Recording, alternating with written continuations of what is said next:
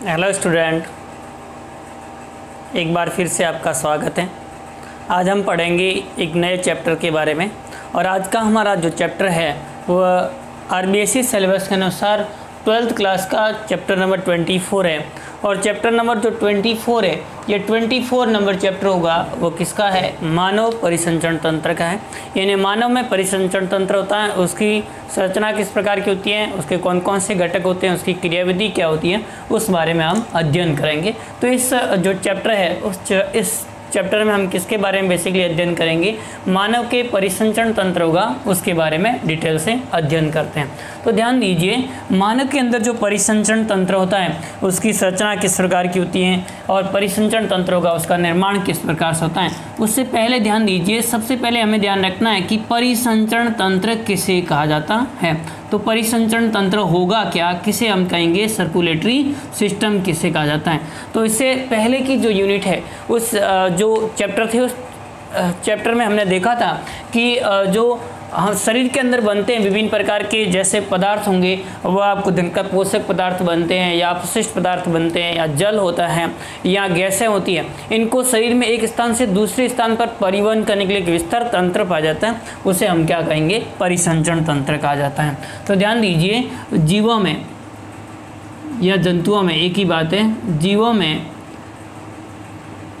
में जो विभिन्न प्रकार के या जीवित जंतुओं में देखें तो जीवों में आप ध्यान देंगे तो आपको देखते हैं अपशिष्ट पदार्थ होते हैं या अवशोषित पोषक पदार्थ होते हैं। अवशोषित पोषक पदार्थ और क्या होगा? जल होता है। अवशोषित पोषक पदार्थ होंगे, जल होगा या विभिन्न प्रकार की उपापचयी क्रियाओं के फलस्वरूप अपशिष्ट पदार्थ बनते हैं। ये अपशिष्ट पदार्थ होंगे, अपशिष्ट पदार्थ तथा क्या बनते हैं तो आपको देखते हैं एवं गैसों का एक स्थान से दूसरे स्थान तक परिवहन के लिए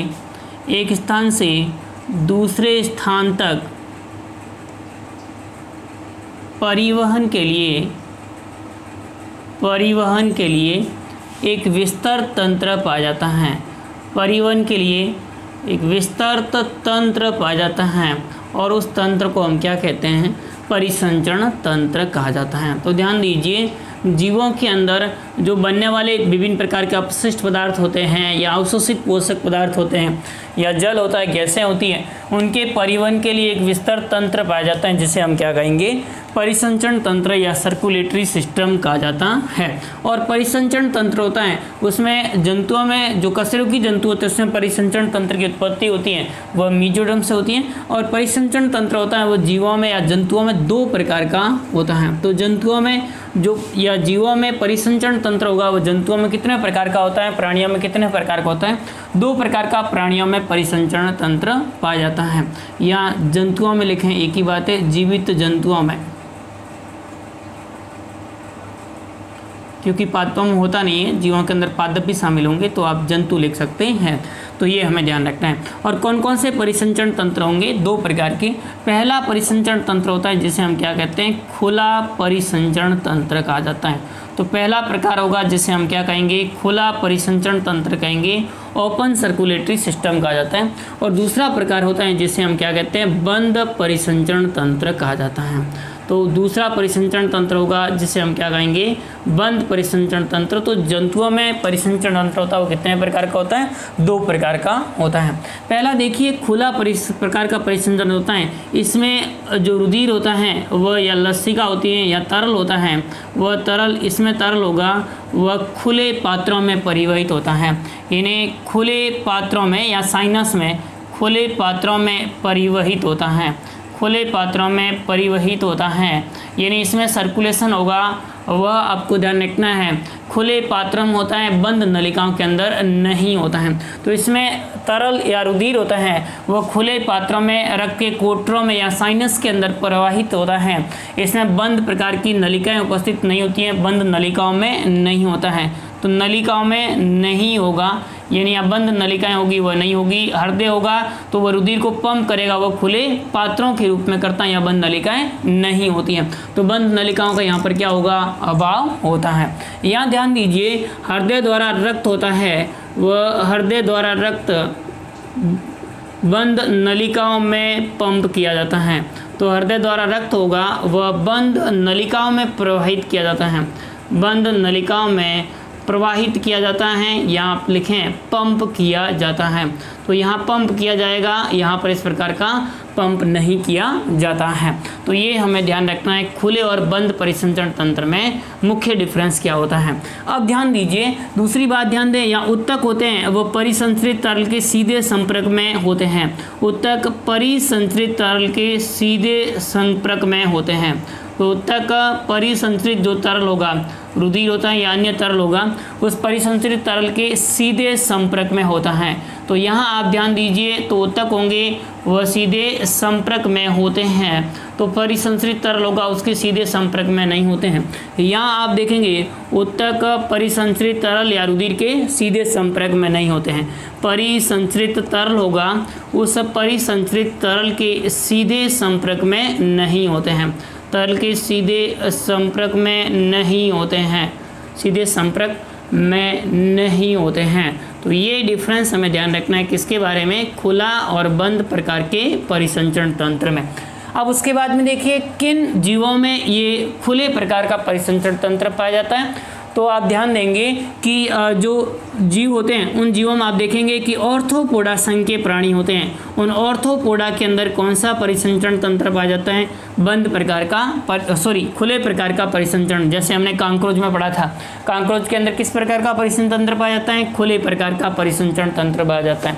और इसके अंदर जो रुधिर होता है वह खुले रूप से प्रवाहित होता है, और रुधिर होगा वह हीमोसिल नामक गुहा के अंदर प्रवाहित होता है। तो हीमोसिल नामक गुहा के माध्यम से रुधिर का प्रवाह होता है वह ऑर्थोपोडा संघ के अंदर होता है। तो ये हमें ध्यान रखना है, खुले प्रकार का परिसंचरण। और आप देखेंगे कि मोलस्का संघ के प्राणी होते हैं, उन मोलस्का संघ के प्राणियों के अंदर भी कौन सा परिसंचरण तंत्र पाया जाता है, खुले प्रकार का परिसंचरण तंत्र पाया जाता है। यहाँ देखेंगे आप बंद प्रकार का परिसंचरण तंत्र तो किन प्राणियों में होता है, तो देखेंगे आप एनेलिडा में हमने केंचुआ पढ़ा था, और केंचुआ के अंदर बंद प्रकार का रुधिर परिसंचरण तंत्र पाया जाता है। तो एनेलिडा हो गया, जैसे केंचुआ इसका सदस्य है। इसी प्रकार से आपको ध्यान रखना है सिफेलोपोडा, जो मोलस्का सदस्य है उनमें सिफेलोपोडा है वर्ग, उसके सदस्य होंगे, उनके अंदर किस प्रकार का होगा, बंद प्रकार का परिसंचरण तंत्र होता है। और आप देखेंगे सिफेलोपोडा के अतिरिक्त तो होलोथूरिया के अंदर भी किस प्रकार का परिसंचरण तंत्र है, जो यूरोकॉर्डेटा है, तो इस प्रकार का होगा। होलोथूरिया के अंदर भी बंद परिसंचरण तंत्र होता है। एवं कॉर्डेटा होता है, उसके अंदर कौन सा परिसंचरण तंत्र पाया जाएगा, जितने भी कशेरुकी प्राणी हैं कॉर्डेटा उन सभी में बंद प्रकार का परिसंचरण तंत्र पाया जाता है। तो इस प्रकार से परिसंचरण तंत्र होता है वो कितने प्रकार का होता है, 2 प्रकार का होता है, खुला परिसंचरण तंत्र और दूसरा कौन सा ध्यान रखना है, बंद प्रकार का परिसंचरण तंत्र होता है। अब हम बात करेंगे किसके बारे में, मानव परिसंचरण तंत्र के बारे में। तो मानव परिसंचरण तंत्र, मानव परिसंचरण तंत्र ध्यान दीजिए, मानव परिसंचरण तंत्र होता है या ह्यूमन सर्कुलेटरी सिस्टम होता है, उसमें आप देखेंगे तो मानव के अंदर 2 प्रकार का परिसंचरण तंत्र देखने को मिलता है। तो मानव में 2 प्रकार का परिसंचरण तंत्र होता है, मानव में 2 प्रकार का परिसंचरण तंत्र होता है, 2 प्रकार का परिसंचरण तंत्र होता है। तरल की प्रकृति के आधार पर परिसंचरण तंत्र कितने प्रकार का होता है, 2 प्रकार का परिसंचरण तंत्र होता है या पाया जाता है। कौन कौन से 2 प्रकार है, तो ध्यान दीजिए, पहला प्रकार है वो है रक्त परिसंचरण तंत्र, ब्लड सर्कुलेशन सिस्टम। तो मानव में 2 प्रकार का परिसंचरण तंत्र पाया जाता है। पहला प्रकार कौन सा ध्यान रखना, ब्लड सर्कुलेशन सिस्टम या रक्त परिसंचरण तंत्र। और दूसरा प्रकार हमें ध्यान रखना है वो पाया जाता है जिसमें तरल होता है वो लसिका के रूप में होता है, तो इसे लसिका परिसंचरण तंत्र कहेंगे। तो सेकंड प्रकार होगा वो कौन सा होगा, लसिका परिसंचरण तंत्र, या जिसे हम क्या कहते हैं, लिम्फेटिक सिस्टम या लिम्फेटिक सर्कुलेशन सिस्टम कहा जाता है। तो ये 2 प्रकार का होता है। अब हम सबसे पहले बात करेंगे किसके बारे में, रक्त परिसंचरण तंत्र। या रक्त परिसंचरण तंत्र में परिसंचरित तरल होगा वो कौन होगा, ब्लड होगा। तो रक्त सर्कुलेशन सिस्टम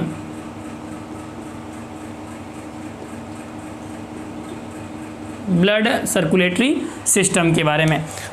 ध्यान दीजिए, सबसे पहले आप देखेंगे कि ब्लड सर्कुलेशन सिस्टम होता है वह किस प्रकार का होता है, इसकी उत्पत्ति किस प्रकार से होती है। तो ध्यान दीजिए, मनुष्य में जो रक्त परिसंचरण तंत्र होता है उस रक्त परिसंचरण तंत्र की जो उत्पत्ति होती है वह किससे होती है। तो रक्त परिसंचरण तंत्र की उत्पत्ति होगी वह मीजोड्रम से होती है, यानी कशेरुकी प्राणियों सभी में किस प्रकार की होती है, भ्रूणीय मीजोड्रम होती है, उससे क्या होती है, इसकी उत्पत्ति होती है, रक्त परिसंचरण तंत्र बनता है। और आप देखेंगे कि रक्त परिसंचरण तंत्र होता है उसका अध्ययन करना या रक्त परिसंचरण तंत्र का अध्ययन करना एंजियोलॉजी कहलाता है। रक्त परिसंचरण तंत्र का अध्ययन करना क्या कहलाता है, तंत्र का अध्ययन है, उसे हम एंजियोलॉजी के नाम से जाना जाता है। देखो, रक्त के निर्माण की प्रक्रिया उसे हीमोपोइसिस कहते हैं, जबकि रक्त परिसंचरण तंत्र का अध्ययन है उसे हम क्या कहेंगे, एंजियोलॉजी कहा जाता है। तो रक्त परिसंचरण तंत्र का अध्ययन है उसे हम क्या कहेंगे, एंजियोलॉजी के नाम से जाना जाता है। और आप देखेंगे एंजियोलॉजी के जनक या रक्त परिसंचरण तंत्र का सबसे पहले अध्ययन क्या था, वो किसने किया था, तो आपको देखना विलियम हार्वे ने। एंजियोलॉजी का जनक किसे कहा जाएगा, तो एंजियोलॉजी का जनक है वह विलियम हार्वे को कहा जाता है। तो एंजियोलॉजी के जनक है वह किस वैज्ञानिक को कहा जाता है, विलियम हार्वे को कहा जाता है। विलियम हार्वे ने 1628 ईस्वी में रक्त परिसंचरण तंत्र एवं रक्त के बारे में विस्तृत अध्ययन किया था। इस कारण से इन्हें हम क्या कहते हैं, रक्त परिसंचरण तंत्र का जनक कहा जाता है। तो ये हमें ध्यान रखना है किसके बारे में, विलियम हार्वे के बारे में। अब ध्यान दीजिए, रक्त परिसंचरण तंत्र होता है उसमें दो मुख्य भाग होते हैं। यहाँ ध्यान देना है कि रक्त परिसंचरण तंत्र होगा उसके अंदर तीन मुख्य भाग होते हैं। तो रक्त परिसंचरण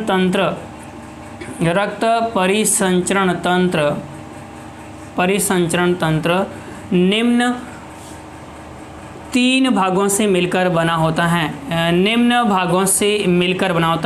यानी इसमें कौन कौन से भाग होंगे, तो पहला भाग तो कौन सा होगा, माध्यम, जिसके माध्यम से ये विभिन्न प्रकार के पदार्थ होते हैं परिवहित होते हैं। और माध्यम के रूप में कौन काम करेगा, मिलकर बना होता है, और माध्यम के रूप में काम करता है वो कौन करता है, ब्लड करता है। तो पहला भाग कौन सा हो जाएगा, ब्लड, यानी माध्यम के रूप में कार्य करता है, जिसके माध्यम से विभिन्न पदार्थ होंगे वह सर्कुलेट होते हैं, और उस माध्यम को हम क्या कहते हैं, रुधिर। तो पहला भाग कौन सा हो जाएगा, रुधिर होता है, ब्लड होता है। दूसरा भाग कौन सा होगा, ब्लड को एक स्थान से दूसरे स्थान पर पंप किया जाता है, वह बंद नलिकाओं में किया जाता है। तो ये क्या हो जाएगी, नलिकाएं, और नलिकाएं रुधिर का परिवहन करती हैं, उसे हम क्या कहेंगे, रुधिर वाहिनियां या ब्लड वेसल्स कहा जाता है। तो रुधिर वाहिनियां हो जाएगा।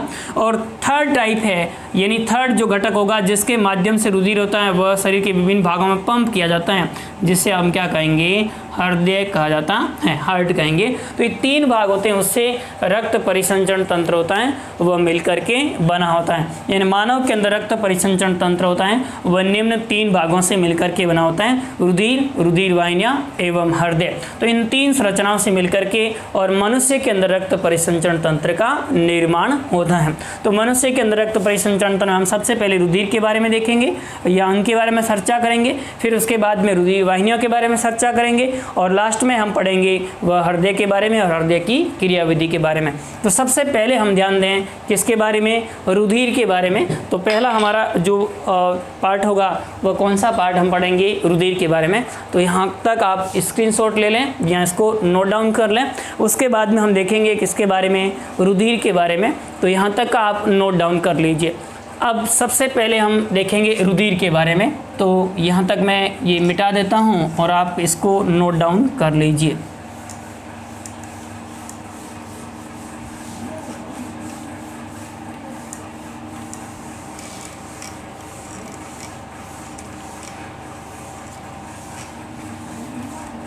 अब सबसे पहला हमारा जो पार्ट है रुधिर परिसंचरण तंत्र का वो कौन सा हो जाएगा, रक्त या ब्लड होता है। तो ये फर्स्ट जो हम पार्ट देखेंगे वो कौन सा पढ़ेंगे, रक्त के बारे में, ब्लड के बारे में। रक्त होता है, इसके बारे में आपको ध्यान रखना है। रक्त होगा एक तरल श्यान संयोजी उत्तक होता है। रक्त या रुधिर होगा यह तरल संयोजी उत्तक होता है। किस प्रकार का, तरल संयोजी उत्तक है, ये हमें ध्यान रखना है। तो रुधिर होगा वो किस प्रकार का तरल संयोजी ऊतक होता है, ये कनेक्टिव टिश्यू होता है, संयोजी ऊतक होगा। और ये संयोजी ऊतक होता है, ये किस प्रकार का तरल है, यह एक श्यान तरल है, यानी इसमें बहने का गुण होता है, श्यान तरल होता है। और मानव में या मनुष्य में रुधिर की मात्रा होती है, मनुष्य में लगभग 5 लीटर होता है, वह लगभग 5 लीटर क्या होता है, रुधिर होता है। तो मनुष्य में लगभग 5 लीटर रुधिर उपस्थित होता है। रुधिर है उसका अध्ययन करना क्या कहलाता है, हेमेटोलॉजी कहलाता है। तो ये हमें ध्यान रखना है। अब ध्यान दीजिए, रुधिर होगा या ब्लड होगा, उसके अंदर कौन कौन से भाग होते हैं, कितने भागों से मिलकर बना होता है। तो रुधिर के 2 मुख्य घटक होते हैं, ब्लड के 2 मुख्य घटक होते हैं। ब्लड होगा, रुधिर होगा, उसके कौन कौन से मुख्य घटक होते हैं। तो देखिए 2 मुख्य घटक होते हैं। एक होता है रुधिर का घटक जिसे हम क्या कहते हैं, प्लाज्मा कहा जाता है। तो रुधिर का एक घटक होगा जिसे हम किस नाम से जाना जाएगा, प्लाज्मा के नाम से जाना जाता है। तो रुधिर का घटक होगा जो प्लाज्मा होता है, और दूसरा घटक होता है वो रुधिर कणिकाएं होती हैं। तो दूसरा घटक होगा वो कौन सा घटक होगा, रुधिर कणिकाएं या ब्लड कार्पस होती हैं। और ब्लड कार्पस होती है वो 3 प्रकार की ब्लड कार्पस उपस्थित होती हैं। कुल रुधिर का जो 45% भाग है वो तो कौन सा भाग होगा, मिलकर बनेगा रुधिर कणिकाएं बनेगी। जबकि आप ध्यान देंगे 55% भाग होता है, यानी 55% भाग होगा वह कौन सा भाग होता है, तो इसके अंदर प्लाज्मा होता है। रुधिर कणिकाएं होती है वो कौन कौन सी होती हैं, तो आप इसमें देखेंगे तो रुधिर कणिकाएं होती हैं आरबीसी, दूसरी होती है डब्ल्यूबीसी, यानी आरबीसी का मतलब रेड ब्लड कार्पस, डब्ल्यूबीसी का मतलब व्हाइट ब्लड कार्पस या श्वेताणु या श्वेत रुधिर कणिकाएं, और तीसरी होती हैं वह कौन सी होती हैं, प्लेटलेट्स होती हैं। इनसे मिलकर के और रुधिर परिसंचरण तंत्र का निर्माण होता है। अब देखिए ध्यान दें, तो सबसे पहले हम देखेंगे किसके बारे में, प्लाज्मा के बारे में। ये किस प्रकार का तरल है और इसकी क्या क्या विशेषताएं होती हैं, क्या क्या खासियत है। तो ध्यान दें, प्लाज्मा किसे कहेंगे, सबसे पहले आपको जानना है रुधिर के तरल भाग को हम क्या कहते हैं, प्लाज्मा कहते हैं, जिसमें रुधिर कणिकाएं डूबी हुई रहती हैं। तो रुधिर के तरल भाग को हम क्या कहेंगे, प्लाज्मा कहा जाता है।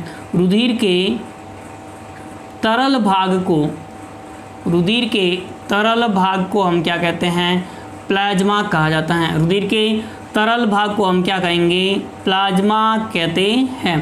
तो रुधिर के तरल भाग को हम किस नाम से जानते हैं, प्लाज्मा के नाम से जाना जाता है। यह हल्का क्षारीय तरल होता है। यह किस प्रकार का होता है, हल्का क्षारीय प्रकृति का होता है, अर्थात इसकी पीएच होगी वो कितनी होगी, तो आपको जानते हैं कि पीएच होती है वह 7.2 से 7.4 के मध्य होती हैं। ये पीएच होती है वह कितनी होती है, 7.2 से 7.4 के मध्य होती है। हल्का क्षारीय और पीले रंग का होता है, हल्का क्षारीय पीले रंग का तरल होता है, यानी इसका कलर होता है वो किस प्रकार का होता है, पीला रंग का तरल होता है। ये हमें ध्यान रखना है, पीले रंग का तरल होता है। और पीले रंग का तरल होता है वो किसके कारण से होता है, क्योंकि इसमें जो बिलीरुबिन एवं बिलीवर्डिन्स होते हैं, जिनके कारण से इनका रंग कैसा होगा, पीला रंग होता है। तो बिलीरुबिन और क्या होंगे, इसमें बिलीवर्डिन होते हैं। और बिलीरुबिन और बिलीवर्डिन वर्णक होते हैं जो कि आरबीसी के विघटन से बनते हैं, हीमोग्लोबिन से, और उसकी कुछ मात्रा उपस्थित होने से यह तरल कैसा होता है, हल्के पीले रंग का क्षारीय तरल होता है। तो रुधिर हल्के पीले रंग का क्षारीय तरल होता है, जिसकी पीएच होती है वह 7.2 से 7.4 के मध्य होती है। प्लाज्मा होता है उसमें आप देखेंगे तो 90% भाग होगा इसका, वो कौन सा भाग होता है, जल होता है। तो प्लाज्मा के अंदर 90% भाग होगा वो क्या होता है, जल होता है।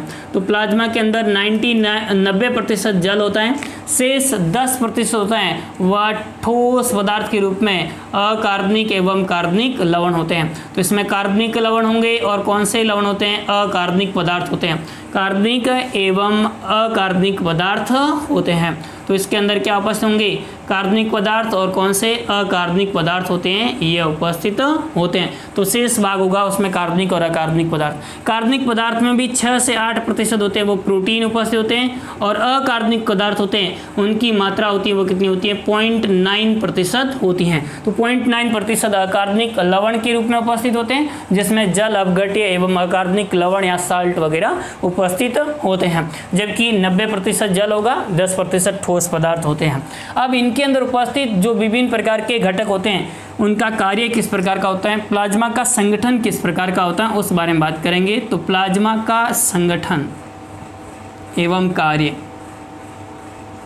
प्लाज्मा का संगठन एवं कार्य क्या होता है उस बारे में हम बात करेंगे।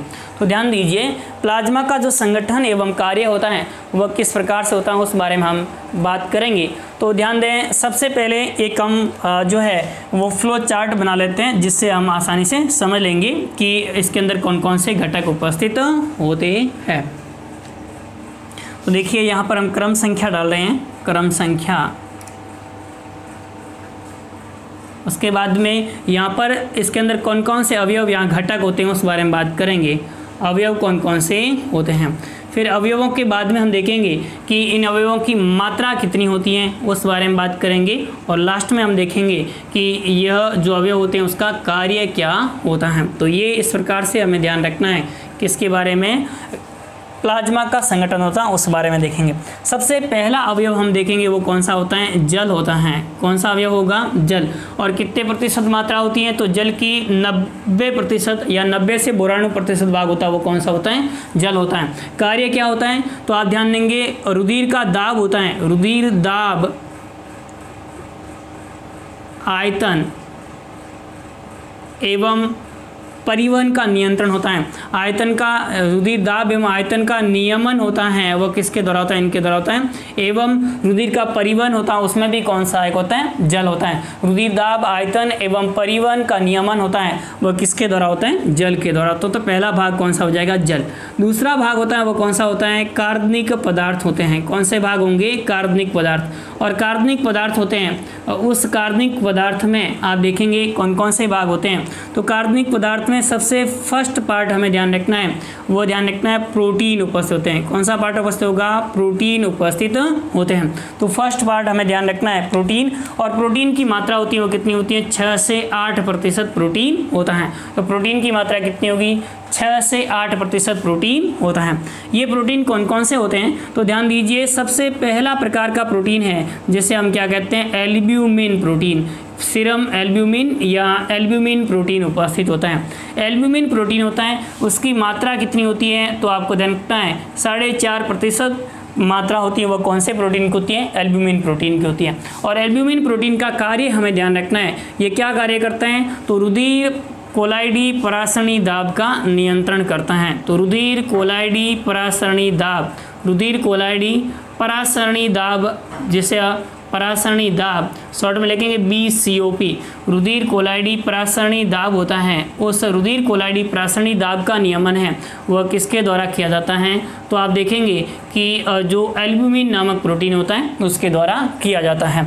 दूसरे प्रकार का प्रोटीन हमें ध्यान रखना है, और वो कौन सा प्रोटीन उपस्थित होता है, ग्लोब्यूलिन प्रोटीन उपस्थित होता है। कौन सा प्रोटीन उपस्थित होगा, ग्लोब्यूलिन प्रोटीन। और ग्लोब्यूलिन प्रोटीन होता है, उस ग्लोब्यूलिन प्रोटीन की मात्रा होती है वह आपको ध्यान रखना है 2.5% होती है।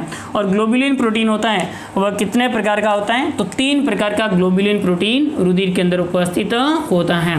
पहला आप ध्यान देंगे अल्फा ग्लोब्यूलिन, कौन सा होगा, तो आपको ध्यान का अल्फा ग्लोब्यूलिन होता है। दूसरा हम देखेंगे बीटा ग्लोब्यूलिन, कौन सा ग्लोब्यूलिन प्रोटीन उपस्थित होगा, बीटा ग्लोब्यूलिन। और तीसरा होता है वह गामा ग्लोब्यूलिन उपस्थित होता है। तो गामा ग्लोब्यूलिन, ये 3 प्रकार के प्रोटीन उपस्थित होते हैं। इसमें से अल्फा ग्लोब्यूलिन होता है वह कॉपर का परिवहन करता है, यानी ये विभिन्न प्रकार के लवणों का परिवहन करेगा। और ये किसका परिवहन करता है, कॉपर का परिवहन करता है। वह कौन सा, अल्फा ग्लोब्यूलिन करता है। तो ये हमें ध्यान रखना है। जबकि जो बीटा ग्लोब्यूलिन होगा वह आयरन का परिवहन करता है। तो आयरन का परिवहन है वो किसके द्वारा किया जाएगा, तो आपको ध्यान रखना है बीटा ग्लोब्यूलिन के द्वारा। गामा ग्लोब्यूलिन होता है, इसके द्वारा जो प्रतिरक्षी होते हैं उन प्रतिरक्षियों का निर्माण होता है, एंटीबॉडीज का निर्माण होता है। वह प्रतिरक्षियों का निर्माण किसके द्वारा होता है, गामा ग्लोब्यूलिन के द्वारा होता है। तो प्रतिरक्षियों का निर्माण होगा वह गामा ग्लोब्यूलिन के द्वारा किया जाता है। तो गामा ग्लोब्यूलिन के द्वारा प्रतिरक्षियों का निर्माण किया जाता है। अब उसके बाद में ये पहला भाग हो गया प्रोटीन। उसके बाद में तीसरा प्रोटीन उपस्थित होता है, और वो तीसरा प्रोटीन कौन सा हमें ध्यान रखना है, तो तीसरा और चौथे प्रकार का प्रोटीन होता है। उसमें आप देखेंगे तो प्रोथ्रोम्बिन और फाइब्रिनोजन, प्रोथ्रोम्बिन प्रोटीन उपस्थित होता है। और कौन सा प्रोटीन उपस्थित होगा, फाइब्रिनोजन प्रोटीन उपस्थित होता है। प्रोथ्रोम्बिन और फाइब्रिनोजन होता है, ये प्रोटीन उपस्थित होते हैं। ये दोनों प्रोटीन होते हैं। इसमें आप देखेंगे तो प्रोथ्रोम्बिन की और इनकी मात्रा बहुत कम उपस्थित होती है, 0.5% के आसपास प्रोथ्रोम्बिन उपस्थित होता है और इसकी मात्रा बहुत अल्प उपस्थित होती है। ये दोनों रुधिर का थक्का या रुधिर स्कंदन का कार्य करते हैं। तो ये दोनों होंगे वो किसका कार्य करेंगे? रुधिर स्कंदन का, रुधिर का थक्का जमाने का कार्य करते हैं। तो ये हमें ध्यान रखना है। फिर उसके बाद में कौन से पदार्थ उपस्थित होते हैं? तो अगले पदार्थ हम देखेंगे इसमें उपस्थित होते हैं और वह आपको देखना है प्रोटीन के बाद में वो होते हैं ग्लूकोज। कौन सा पदार्थ उपस्थित होगा? ग्लूकोज। और उसके बाद में वसा एवं वसीय अम्ल। वसा एवं कौन से पदार्थ उपस्थित होते हैं? वसीय अम्ल उपस्थित होते हैं। और आप ध्यान देंगे इसमें क्या उपस्थित होते हैं? विटामिन एवं हार्मोन उपस्थित होते हैं। विटामिन एवं क्या उपस्थित होते हैं? हार्मोन उपस्थित होते हैं। और क्या उपस्थित होते हैं? अपशिष्ट पदार्थ जैसे यूरिया एवं यूरिक अम्ल उपस्थित होते हैं। तो यूरिया होगी एवं क्या उपस्थित होते हैं? यूरिक अम्ल होते हैं, ये इसमें उपस्थित होते हैं। तो यूरिया होगी और यूरिक अम्ल उपस्थित होते हैं, ये हमें ध्यान रखना है। तो ये सारे कार्बनिक पदार्थ के रूप में उपस्थित होता है। और ग्लूकोज की मात्रा होती है वो 0.1% के आसपास होती है। और ग्लूकोज होता है ये किस रूप में काम करता है? पोषक पदार्थ के रूप में कार्य करता है। तो ये किस रूप में काम करेगा? पोषक पदार्थ के रूप में कार्य करता है। और यूरिया और यूरिक अम्ल होते हैं, उसमें आप देखेंगे तो यूरिया और यूरिक अम्ल होते हैं ये अपशिष्ट पदार्थ के रूप में होते हैं। बाकी ये वसा और विटामिन होते हैं, उसमें वसा होती है ये भी पोषक पदार्थ के रूप में होते हैं। विटामिन होते हैं ये अल्प मात्रा में होते हैं। हार्मोन, विटामिन और हार्मोन ये अल्प मात्रा में उपस्थित होंगे। और ये किसका कार्य करते हैं? नियामक पदार्थ एवं जैव उत्प्रेरक के रूप में। तो नियामक पदार्थ के रूप में कार्य करते हैं और जैव उत्प्रेरक के रूप में कार्य करते हैं। नियामक पदार्थ एवं किस रूप में काम करेंगे? जैव उत्प्रेरक के रूप में कार्य करते हैं।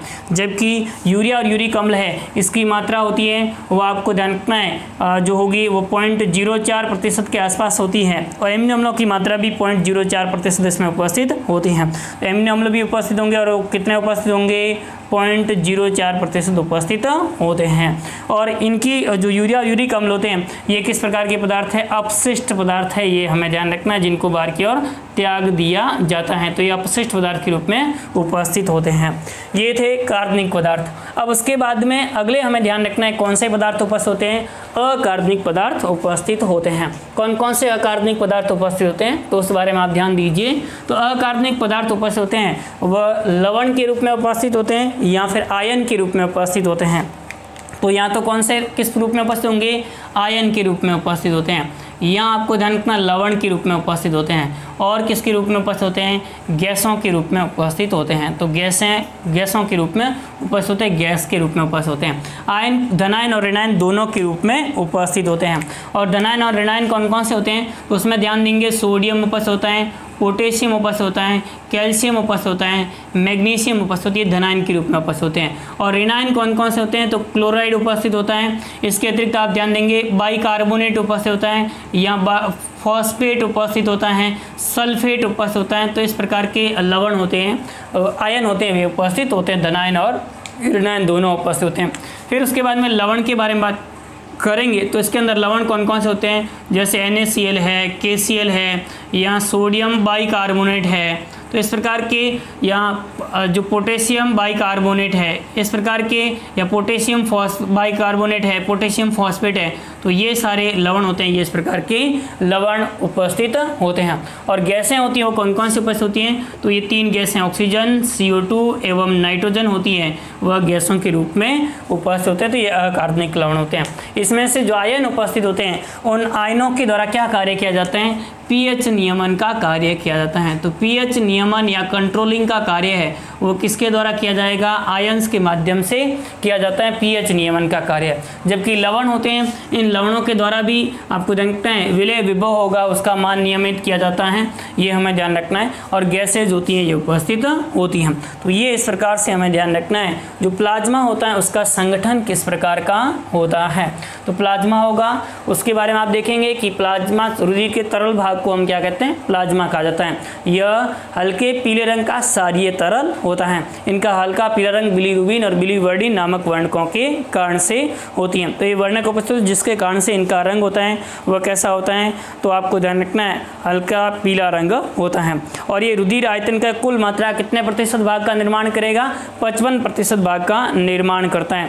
और इस भाग के अंदर 90% क्या उपस्थित होता है, जल उपस्थित होता है। 10% ठोस कार्बनिक एवं अकार्बनिक पदार्थ उपस्थित होते हैं, जिसमें 6 से 8% प्रोटीन उपस्थित होता है कार्बनिक पदार्थों में, और अकार्बनिक पदार्थ होते हैं वह 0.9% के रूप में उपस्थित होते हैं, जिसमें जल अपघट्य यानी विभिन्न प्रकार के एंजाइम तथा आपको धन का लवण उपस्थित होते हैं। प्लाज्मा का संगठन होता है वह निम्न प्रकार से होता है। और फिर उसके बाद में आपको ये पूरी जो फ्लो चार्ट है वो आपको नोट डाउन करना है। ये भी अकार्बनिक पदार्थ भी आप यहाँ लिख देंगे कि जो सेकंड पदार्थ है वो कौन से हो जाएंगे, अकार्बनिक पदार्थ उपस्थित होते हैं। तो अकार्बनिक पदार्थ आपको इस प्रकार से ये नोट डाउन कर लेने। ये इस प्रकार से हमारा कौन सा भाग कंप्लीट होता है, प्लाज्मा। नेक्स्ट अगली क्लास के अंदर हम रुधिर कणिकाओं के बारे में देखेंगे। Thank you.